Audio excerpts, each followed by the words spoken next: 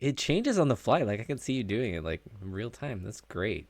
Why didn't we do this before? I'm just kidding. Because I didn't trust you, Jeff. It's taken you 7 years, and I'm finally ready to promote you. Don't make me regret it.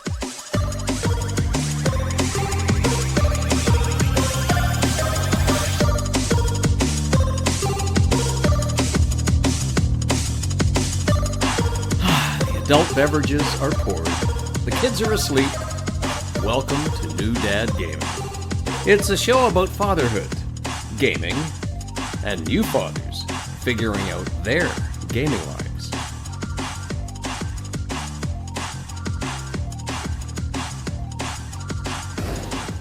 My name is Trevor, and I have a 8-year-old and a 6-year-old. And I'm Jeff. I have a 13-year-old and an 11-year-old. You dirty snake in the grass. I leave for a week, and just new dads showing up. The old Trevor's just easy to replace, and then you guys do a great show, and just real nice, man. Real nice to see where your loyalty lies. What can I say? I think I threw you under the bus too, saying you had questions for our guests.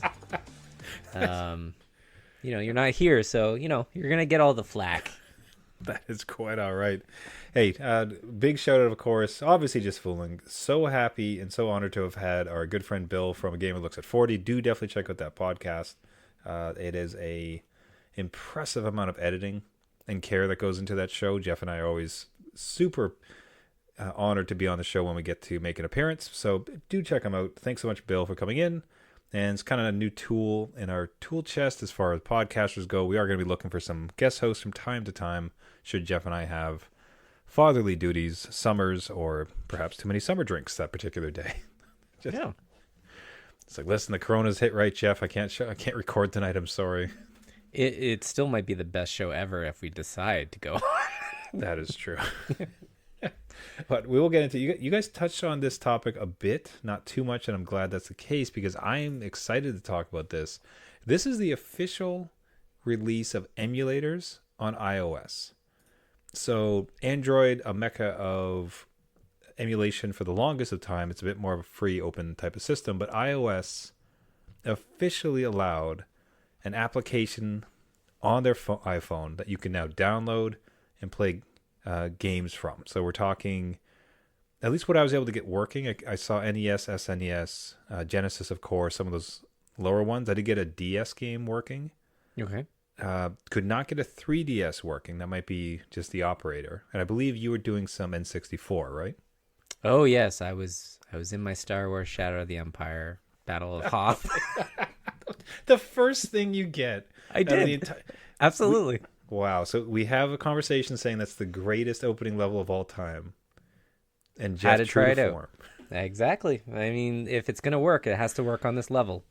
So I found this entire thing, it is fascinating. I think it's kind of a watershed moment. And I'm kind of curious what happens with emulation. Like, is this sort of a wink and a nod and things kind of continue as normal? Is this the moment where, Nintendo really starts to throw the band hammer down, really starts going after people because it's become so prevalent on the last kind of holdout for mobile systems? Like, it launching and having kind of the acclaim that it did, like, what was your reaction to it? What was your first thought when you saw emulators launching on iPhone?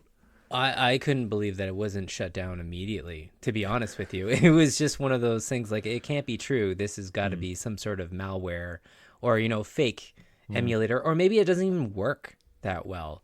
But then you go ahead and download it and it works almost flawlessly. Mm-hmm. And I have an iPhone XR. So like it is a 5-year-old phone and this thing is just pumping away. And I know the previous machines were nothing to compare to the phones that we carry in our pocket, but like the emulator code for this is just, it seems well done and it seems very user friendly. So I was surprised it was even available for more than a day before a cease and desist, but I don't know about you. Like, was it like, I need to download it now before it disappears? Or were you just like, let's see where this sits for a bit? 1,000%. That was my first thought. It's okay. Like, it's official. Now, I knew they did not sneak it in. All right, so this was a big. Previously, they've attempted to get on the App Store. They have been rejected. This is a large part, as far as I understand, in they're feeling outside pressure to start to open up their ecosystem and allow like different app stores, for instance. And one way to start to kind of give fig leaves so that they don't face more scrutiny is to allow this type of application on their store. It's like, oh, look, like, no, we put stuff out there and we let the market decide what's able or not. We're open and free. Right. So I felt like it'd probably stay around for a while. I was pretty darn concerned that it was going to go away within like a week or two. So I made sure to grab that super quickly. And not so far. It seems to be like it's number one on the charts for the longest time. It does not seem like it's going to be... Well, what's your take? Do you think will it stay? Will Apple bend to outside pressures and get rid of it? I really don't think Apple is going to bend unless it's through Epic Games, which points to them being like, hey, you won't allow us on your store, but you'll allow emulators. Yeah. But I think it's here to stay. It's quite popular. I think a lot of people that play retro games, I don't know your experience with it, but it's like, it's fun to do for like 10, 15 minutes. And then you're like, okay. Like there's better iPhone games, frankly. Yeah, and I think it's a fun to have. It definitely is easier to just, again, have your phone and play a little Super Nintendo and 10, 15 minutes, save state, and you're good, and that's it. I'm just wondering if it's like a niche market. Like, do a lot of people... I know it's number one on the App Store, but it's like, how many people are using it?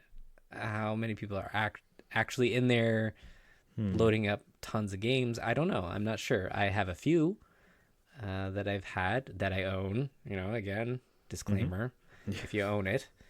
So what about you? Like, do you have thousands of games loaded up, or are you just like one or two tested out like you were saying? So I'm in an interesting spot, and you saying to disclaimer, that's actually a great point. So the new dads are not legal scholars, and this is not legal advice. I was very curious about like the current state of play of the legality of emulators and ROMs and everything else. And the best that you could find is like ultimately, if you were to go to a site and take a ROM of a game that you don't own and have it, like it's illegal. Like you're not supposed to have it, which makes sense. Like I understand like it's an old game and you can't purchase it, and there's gray area that perhaps you operate upon. But look, like guys, we're not fooling it. Like we know what's up. Like nobody's doing this and doesn't know what's up. Look, you cannot just grab the files of an old game and play it. So the place where there is the most wiggle room is to say, if you own the game, you have purchased this game. So we're kind of looking at Zelda, the Zelda title for the DS. If you had purchased this game and now you're using this as a means of digital backup, like you're allowed to have a backup. Okay, good. Now you're not allowed to distribute that backup. So what's really wild is that the sites are as plentiful as they are, because that's just straight up bad, right? Where it's mostly because like they will live in jurisdictions that don't have like some of these free use type of laws on the books. So there's nothing to go after them for. So like, if Nintendo wants to go into Manila and try to like wiggle a room to figure out that, force them to do something, probably not going to happen. No. Yeah. But that kind of lays our groundwork where it's like, look, you know what's up. We all know what's up. No one's like fooling anybody here. If you did own the game or do own a copy of the game, you have some area with which it's like, well, I own it. This is just a digital copy of the thing I already own, as is my right. So, okay, you got that one. The sites that are hosting it where you probably got the file, that definitely illegal. Very illegal. Yeah. So that just kind of sets the framework for all of it.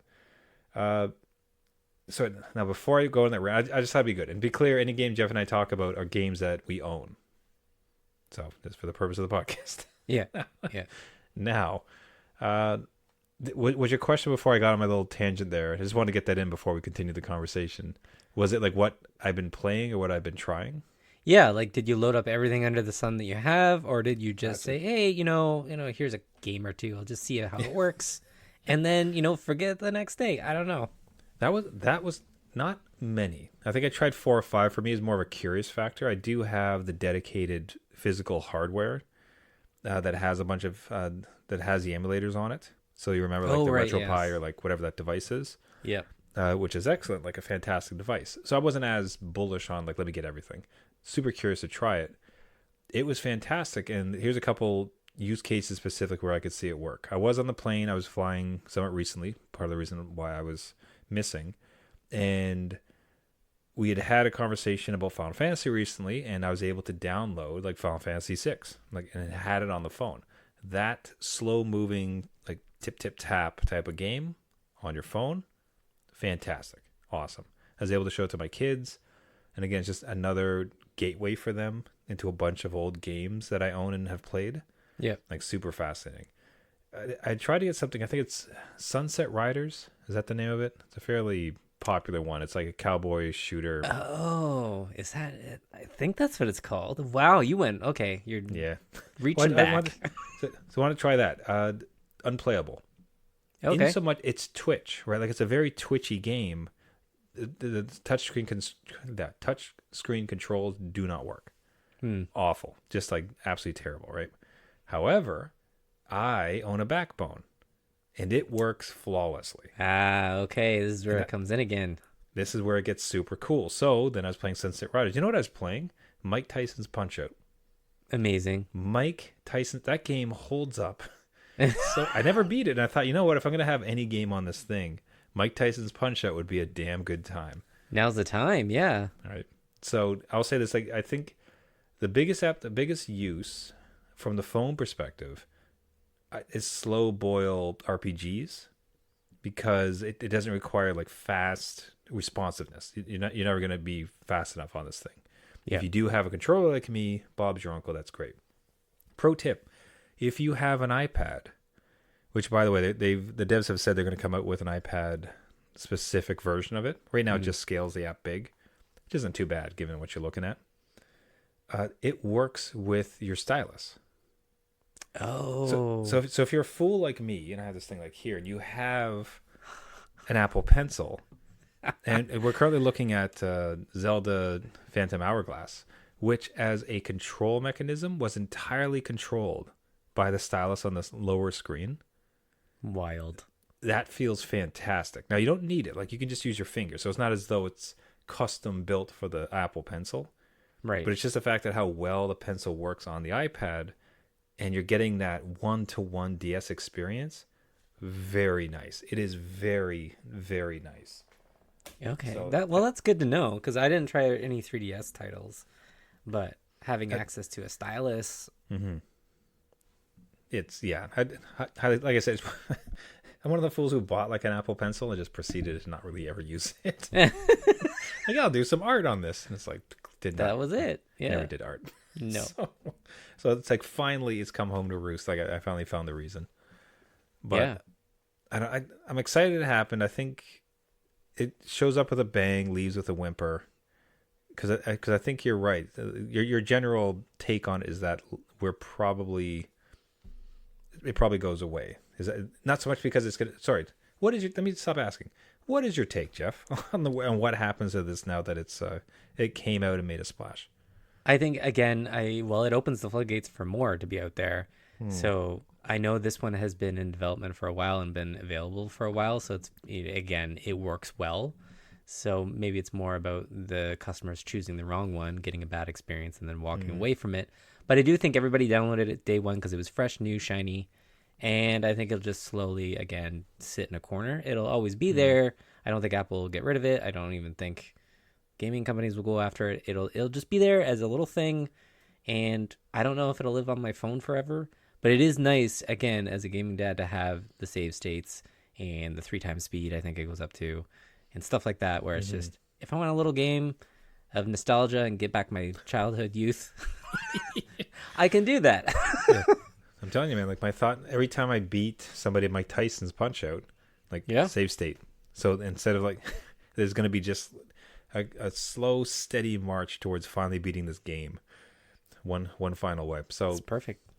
That's cool. Hey, get it while it's good. We'll see what happens with the next steps of it, but makes a big splash and perhaps the big corps come after us, or maybe it's here to stay. Maybe they kind of open things up a bit more for gaming. And Perhaps they now open a full actual Game Pass on One can iPhone. hope. What a world we live in. Hey, gaming dads, have you had experience with this? Do you have thoughts on this? Have you done emulations on your iPhone? Tried out the Delta, reach out to us. New Dad Gaming or at New Dad Gaming or newdadgaming.com. Out with the old, Jeff. Out with the old. Out with it. Hot damn. Like what we need is hot newness. We do. And that's what you were about this week. So what were you looking at? What were you playing? I played the brand new old game set in medieval times. The newest game to look back in time. Exactly. The newest game of those old medieval times of the 1500s. I downloaded Manor Lords, which is, if you haven't heard of it, it is one of the most wishlisted games on Steam, done by one developer, which is Crazy Sauce. It's still early access. Like, do we believe that though? Like really? Like this is it's so deep. Like this is ridiculous. It's so well done. It's, again, so well optimized. I played this on the Steam Deck from my car, and the thing runs like a dream. Some of the better than if I were to compare it to like City Skylines, which is a AAA kind of game that kind of chugs, and there's a lot going on. Granted, this thing is a little bit more, it's again medieval times. Not everything is moving so quickly. Everything takes time to build up, but there is battles, like full-on battles. You can zoom right in to a person and walk around your town, and everybody's doing a thing, selling goods in the market. Oh my god, dude, it is well polished. And for early access, like, can you do tasks or anything, or is it just sort of like a view mode? It's just a view mode. It's like it's even in beta. When you click on the thing, it's like beta mode. It might not work. The thing works perfectly, and you can walk around and everyone's talking about what they're doing. You can't really interact with anything, but you can go see everybody in your town, and every family has a name, and you can see their kids, and they're all like lines of blacksmiths that work at the, they're making the next sword for the militia that you have in the next town over. Like everything is there at your fingertips. So what is it? Now do describe it. So like it's an RTS. It's like what's like your mission? Like walk us through a bit about what, because I heard about it. Yeah, and you know what I made. I mistook this one for, I don't know if you saw the trailer, but it's a medieval battle, and then all of a sudden like a station wagon comes flying through and just starts plowing through people. So I mistakenly thought that this was hilarious. The station wagon like person out of time like slamming fest. I'm like, oh, of course everybody likes this game. Yeah, but it's entirely something. Walk us through what Manor Lords actually is. So no station wagons, no modern touches. Let's stop talking about it. But again, just like this little quaint city builder, and there's a bunch of scenarios you can put. You can make this as slow or as intense as you want. Basically, you start it. It's much like SimCity, just set in the medieval times. There's houses you have to set up. Everything has to work. You have to hunt for food. The food doesn't replenish unless you have somebody assigned to that. The forests have deforestation if you like go to town on resources, so you have to balance all these things. Plagues can happen if you don't have a variety of different foods. Militias can attack you. You have to build your own militia. There's neighboring towns and trade posts and all this stuff you have to build wells on the water that's underneath. You can't just build it in the middle of nowhere. So you have to plan your city. Everything is kind of cool. There's a really chill vibe to it, though. So everything just takes time. You see the guy that wants to build a house, they're building it log by log, and he's literally going to get the logs and attach it to the ox that brings it to the housing site, and you're building this little house. It's not like where Age of Empires or SimCity, where it's like 3 frames and it's built. You see him like hammer in all the logs, and I find it very calming, and it's just a chill game. There's really nothing that, well, you can get wiped out by fires, floods, and armies invading you. It's got to be painful, though, because I'm trying to think about if it takes that long. They're building their house log by log, and then you get some sort of raider or a plague to come through, just mangle everybody.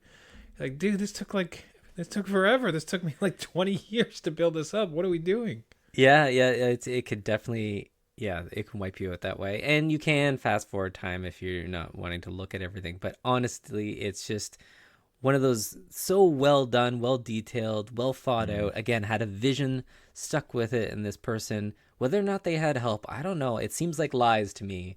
But it's you go into the game and there's this pop-up and the developer is named Greg and he's like, please be kind. It's still in early access. I still want to do all these things.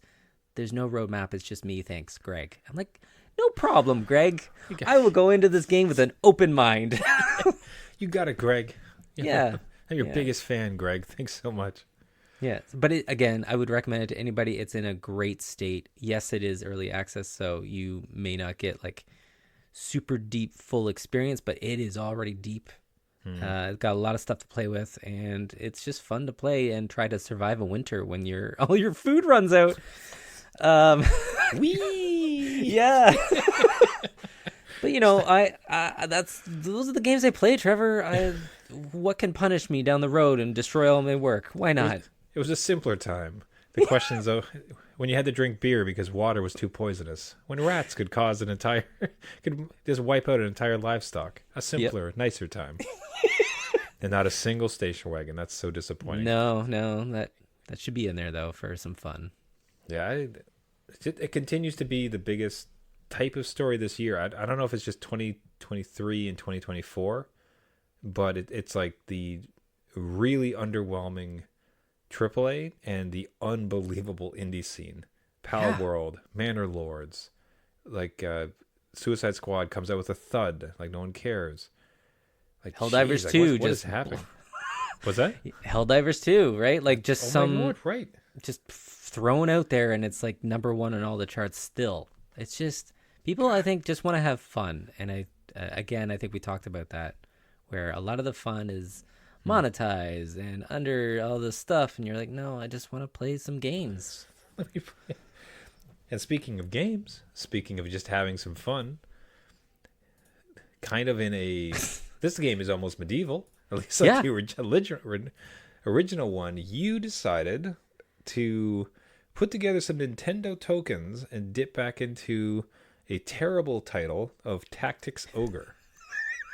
Yes, it's not a good title. I think we were confused trying to find gameplay, and they're like, is it Ogre Battle? Is it Tactics Ogre? Final Fantasy Tactics? What's going on? It's definitely, it is as before the show you had mentioned it is a perfect summation. It is a bad Japanese translation. Like, again, you just need to add the word go to it. It's like Tactics Ogre, go! Exactly. Like, it's everything you need to know. Perfect. But load it up. A well-known game, a well-loved game. Like, how did you find this one again and get back into it? Yeah, this was something that was living on my wish list forever since the launch of this thing, which was, I think, a year, almost 2 ago. And it just kind of sat there, and I had it on my Steam wish list and my Nintendo wish list. And then I thought, Trevor, hey, I get emails Nintendo every month saying, hey, your gold points are going to expire. You're going to lose $4 here, buddy. Maybe buy a game or two. And then that email worked. So whoever's listening from Nintendo and suggests games to my profile, like, hey, you wish listed this, you could use your gold points and get it for $2. And I'm like, yes, please. Say more. Go on. And that's what happened. I bought this for, less than a cup of coffee.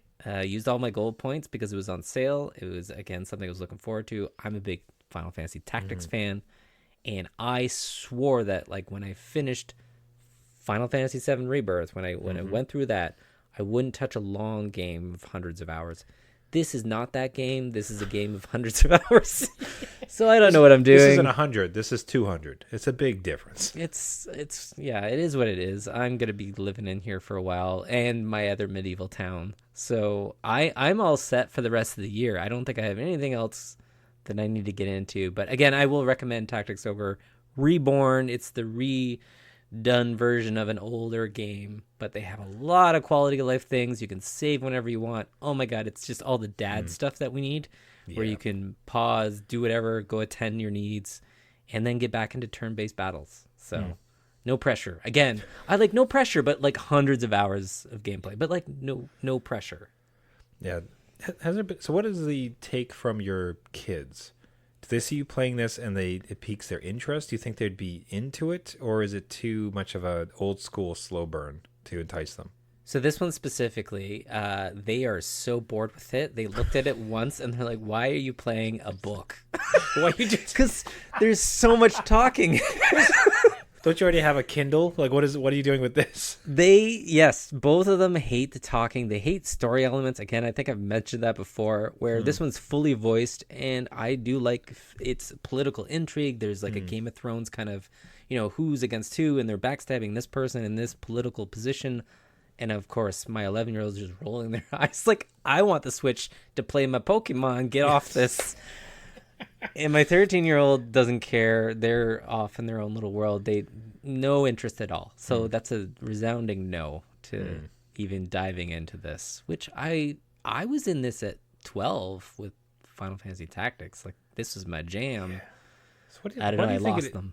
Okay, so why do you think? Let's dive into that a bit. Why do you think that is? Is it because they demand something more phonetic, like something like faster pace, something action, something with kind of gambling style gotcha type things that's going to drive them forward?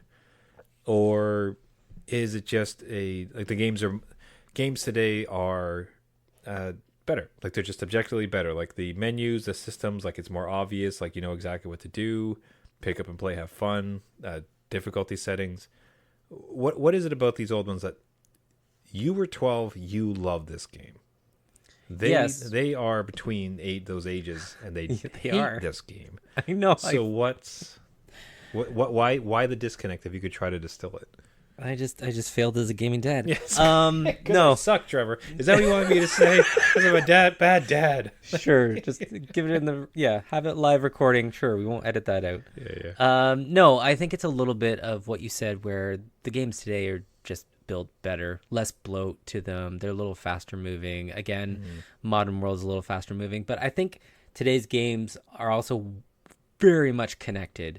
So by that, I mean, like, your friends are playing them, you're online doing things, you're getting an item every week, or seeing what your other friend has in the same game, whereas this one is very solo, isolated. And back when we played things that weren't connected, that was just peaceful, right? So I ran through Final Fantasy 6 by myself, right? That's 70 hours of me just grinding that game and not knowing what my friend's doing because I don't have them on text, Messenger, whatever, Discord, or connecting with them in game. So this is, again, it might feel very isolated to them, like they're alone in it, whereas the games they play now, like the Roblox, Minecraft, Fortnite, all that stuff, they're there with people. And I think that's where their connection is. At least with my kids, that's what I see. Yeah. Now, do you think this isn't necessarily going to happen? And again, I really do like today's games. Like, I don't like to, like, we pooped a bit on the AAA space, but a lot of what people can do. I think about Balatro, for instance, as a game, and the fascinating demonstration of what that is. Mashup of genres, super artistic, like interesting. It's got a great hook. So again, like, I'm a huge proponent. So I cared not to be wistful about the past and just say, "Oh, everything was better. Everything today sucks." No, things today are much better. I wonder if in a silly experiment, you and your family went off to the forest for like a year. Yeah. Do you think, like, if they disconnected, would the lack of connectivity, the lack of like connection to friends, the lack of internet, and they had these type of titles, could they slide into it and eventually learn its beauty, or would it still, or are they kind of poisoned in a sense that like they know how good it can be? That is a good question, and I might have an answer later in the summer, because not to put everybody like, well, cliffhanger, to be continued. But my dad lives in the States, right? Invite us down with the grandkids, and just me and them, right? And we'll just go down for a week and visit. And he wants to do a bunch of day trips and all that stuff. So very much about just visiting, disconnecting, all that stuff. But I do want to bring some video games just to, tie over the nights, or when we're cooking dinner or whatever. But with the thing of, like, you're not getting online on grandpa's Wi-Fi and playing against your friends on Roblox or whatever, like, it's just, this is going to be a week away. So if they bring games that are a little bit more isolated or something that they don't have connectivity with, we'll see how that flies. It might be a horrible disaster, and a great episode for the week after. Or not. I don't know. Yeah. Who's to say? Yeah. It will be a kind of a fish out of water situation, though, I think. Yeah. Yeah, I'm curious. I do wonder, too, when we didn't have anything. And again, I think we can both agree that games are just better today. Yeah. Like, I think about Manor Lords and, like, the depth of that. Like, it's just, like, how stunning. But, you know, for them, gaming is Roblox, is Minecraft, is just massive amounts of connectivity, activity, as phonetic or quiet as you want. And like ours was almost like slow gaming through necessity because it's the only things we had. Like, it's just like, here's Final Fantasy like 2, good luck. Yeah. Like, what do you want a trail to tell you what to go? Exactly. And we accept it because like, that was the top, that was the best.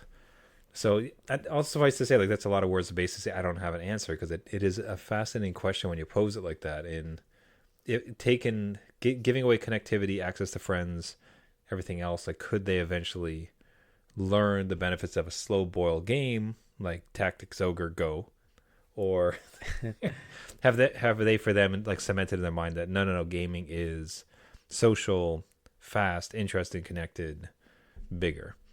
Yeah, like, again, I think we're kind of the flip of what they think, right? I don't like too many multiplayer games. Like, you put that in front of me right now, and I'm uncomfortable with it. I'm like, oh my god, I gotta have to talk to people and do things and be part of a team. Then I'm gonna be judged and shamed out of the place. But I could do it, right? I have done it as I grew up, so I don't know. We'll see. Again. This game is particularly just a lot of reading and a lot of like, I need to follow the story, and they are definitely not towards that. Even Elden Ring, they followed me through that, but they really didn't get the plot points. They just wanted the cool battles and watch Dad die. Yeah. So they're probably pretty bored through some of like the exploration parts where you're just kind of stomping through. Yeah. Meanwhile, I'm super nervous about getting stomped on. I'm like, no, we can't lose here. Yeah. Oh, hey, gaming dads out there, have you had a similar thought? Have you ever thought about what your kids might like, as far as if they could only play the games you grew up with, could they enjoy it? Or has gaming kind of been perpetually tilted for them thanks to Roblox, Fortnite, and the other lot? And where do we go from there as gaming dads? Love to hear from you. newdadgaming.com or at newdadgaming. And with that, we wrap it up there for the week. Everybody, thank you so much for listening. If you like the podcast, if you could head over to anywhere where you get your shows. So Apple, Spotify, Google Play, Caster, YouTube, anywhere you find your podcast, look for New Dad Gaming. Give us a subscription. Really helps out the show. And especially if you leave a rating and a comment, boosts the signal, gets us out there to as many gaming dads as possible. Mentioned through the show a couple times. If you have your own story, your own ideas, something we talked about, something we should talk about. Absolutely adore hearing from you guys is some of the absolute best moments of the show. Reach out to us, newdadgaming.com or at newdadgaming. Thank you once again. Jeff, I'll do my best not to leave you once again, although the show improves when I go away, so I don't know how I'm supposed to feel about that. But just the same, until next week, everybody, my name is Trevor, and I have an 8-year-old and a 6-year-old.